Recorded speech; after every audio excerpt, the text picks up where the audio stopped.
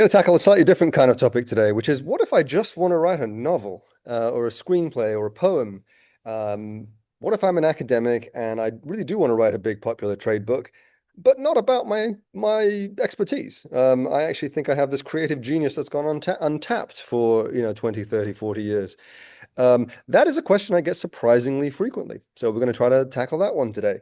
My name is John Gazvinian. You are with Scholars to Storytellers, where we help senior academics in the humanities and social sciences reach wider audiences, publish trade books with major commercial publishers, and get you from a concept to a proposal that's ready to go out to agents in 9 months or less. I'm here once again with Clive Priddle, who is going to help us tackle that topic. So, Clive, um, this always reminds me of, what I really want to do is direct. Uh, you know, and I don't mean that in a disparaging way. But sometimes when I hear that from academics, I think, okay, I mean, you may be the next unsung, voice of our generation, as a brilliant novelist and creative genius, or maybe not. So how do we even figure that out? What questions should they be asking themselves, and what steps should you take specifically as someone who's very used to academic writing and academic thinking, if you really just want to write fiction?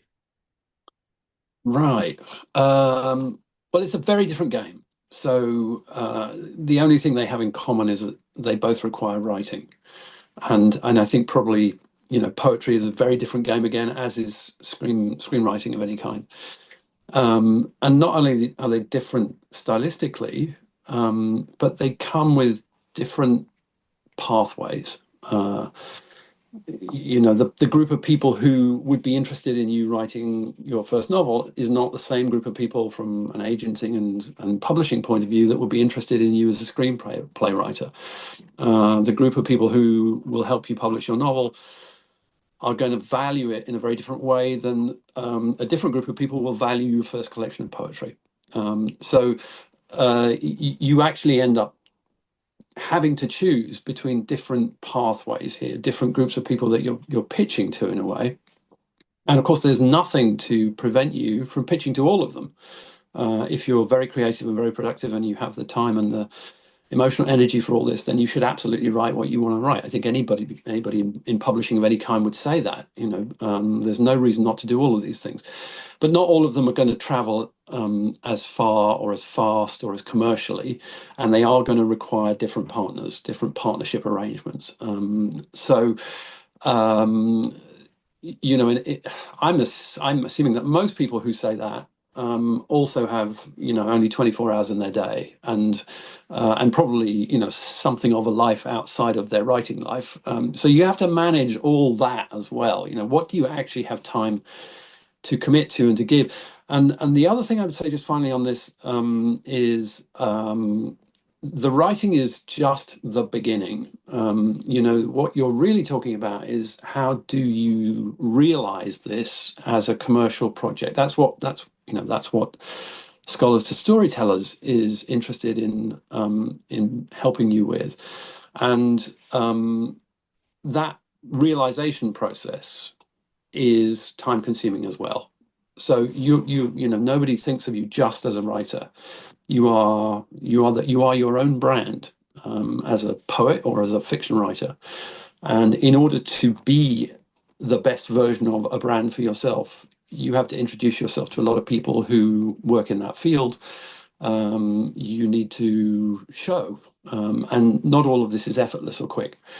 So you've got to decide what you have the capacity to do. I think it's very difficult to be all of those things. And so I think a certain amount of prioritization is going to be necessary. That's all really good advice. Can you think of can we think of examples of people who've done this successfully, like great academics who, or even not so great academics who became great fiction writers? I Um, mean, I think we can think of one or two. I think it's more common from the journalism side, actually, where people who've been very used to really churning out words have then found that they can actually stretch their horizons to book length And because they're used to banging it out, they actually get the number of words down that makes that possible. And there are one or two sort of hybrids. I mean, I was thinking of Andrew Ross Sorkin, who's a podcaster and has written, screenplays, I think, in his time, and is a very successful nonfiction writer and is a journalist. And I'm sure if he had time and wanted to be, he would be a visiting professor somewhere. So it is possible. In fact, I think it's extremely possible if you're successful that you will have the opportunity to do all these things, but you probably won't have the opportunity to do them simultaneously. So again, this is a conversation probably that takes place with an agent where you're actually talking about how do I build my career? What are the blocks of my career? Some of the things that you will do are going to be more obviously commercial than others, but some of the less commercial pieces may be as important to building that long-term profile or brand or whatever we want to call it, for you as a writer or commentator or public intellectual, that might in the end include poetry. So let's say that you are an academic and you've got the attention of an agent and they're thinking about taking you on for your nonfiction writing, for your expertise. Secretly, you also want to write a novel. Should you tell them that at that stage? I've had a couple of clients ask me that. I had this exact situation come up with relatively recently, actually, where someone said, "Well, there's an agent interested in, my next book on the history of whatever, but I then started like I kind of want to write a novel, and like I don't know, should I tell them that? Should I not?" And in this particular case, turned out the agent was more interested in the novel. Uh, so, So but there's I the mean, that answer can to your go either way, question. right? I mean, yes, but what I mean, I think sometimes, what if the novel is just sort of an idea at this point, or has not you haven't written much, but you kind of is Right. that going to dilute your brand, make you seem sort of silly and frivolous in front of the agent, or is it something that the agent is going to see as like, okay, this person is versatile and Well, we talked a little while ago about how your output, if you like, your public presentation as a writer, it's helpful if it's not completely discontinuous, if it's not at odds with itself. So, if you're you want to write economics for the general audience, and you want to write the story of financial crashes, but you also want to write erotic fiction, it's just hard to square those two things. It's hard to take you seriously in either if you want to wear both those uniforms. So, I mean, that's part of the consideration.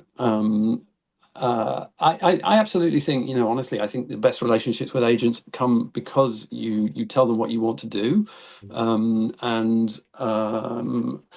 and I don't think everybody who is an agent will roll their eyes at the prospect of fiction. I mean, right now the fiction market is certainly not tougher than the non-fiction market. So they may feel that if you have a really good idea that it's a timely thing for you to pursue.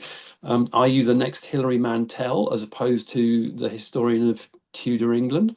Great, have at it. But I think it is important to be clear with the agent. Also, what will have them rolling their eyes is if you just say, "But I really want to write a novel," and you don't really know what that novel is. right. Like if it's just a sort of itch that you feel you have to scratch, well, then I think you have to come to terms with that yourself for a while before you share that with people who are trying to do business on your behalf.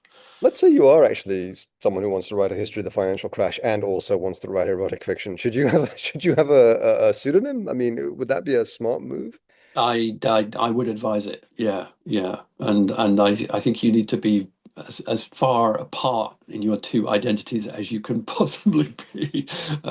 Which And is there's very probably hard these somebody who days. has done this. I know there was certainly somebody I knew a long time ago who was quite a serious radio producer, and in her spare time wrote what in those days was not erotic fiction; it was romantic fiction. I think we called it romance.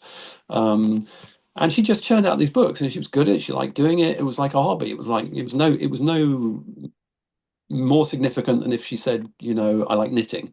Right. Um, but I think there are certain combinations that are a little bit more testing than romance novels and radio production. Yeah, and it's hard to do these days. I mean, it's hard to just have a pseudonym and then, I mean, how do you, Yeah, you'll be how do found you, out. yeah. You'll be discovered. Yeah. Anyway, well, this is great. Hopefully, the start of other conversations. Like I said, this is something that comes up more often than I expect. I do a lot of these workshops and retreats, and I'm always surprised. There's always somebody in the room that says, "Okay, but what if I want to do fiction?" And I think a lot of the skills are actually transferable in terms of things like character development and voice and plot and pacing and rhythm. And I mean, a lot of people who have come to these workshops have actually found them useful even for developing their craft of fiction. But um, yeah, it can be a different beast as well in some ways. Well, thank you as always for your wisdom.